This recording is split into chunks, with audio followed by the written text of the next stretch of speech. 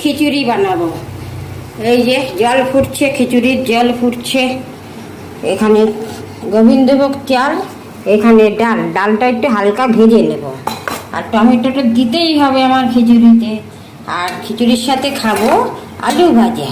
খিচুড়ি এই যে আদা, কাঁচা লঙ্কা, তেজপাতা, পাঁচফোড়ন আর শুকনো লঙ্কা ফোড়ন দেবো। তো কড়াতে আমি ভেজে নিই। ডালটা ভেজে আমি দিয়ে দিলাম।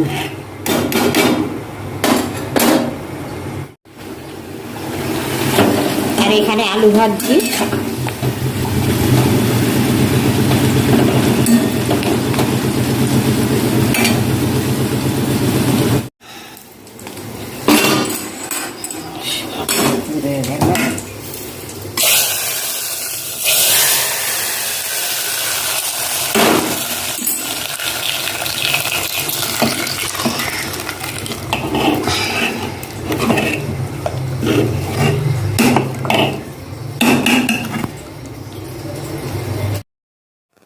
খিচুড়ি সাম্বার দিয়ে দিয়েছি, আর এর মধ্যে একটু ঘি দিয়ে দিয়েছি।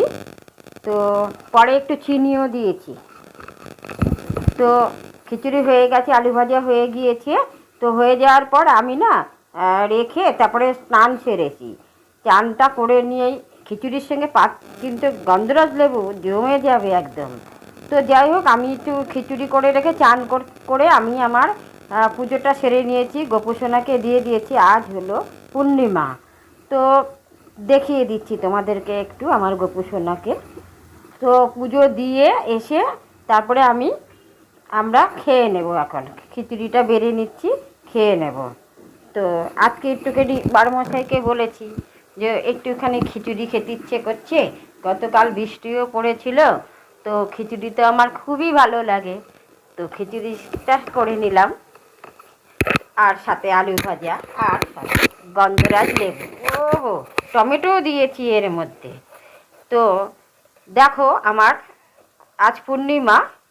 একটু সকালবেলা গোপুসোনাকে মিষ্টি দিয়ে একটু আম দিয়ে পুজো দিলাম। আর আমার ওই গুরুদেব রাম ঠাকুর, তো রাম ঠাকুরকে একটু ওই যে মিষ্টি দিয়েছি, জল দিয়েছি, এই দিয়ে পুজোটা। আর এই প্রসাদগুলো খেয়ে নেব।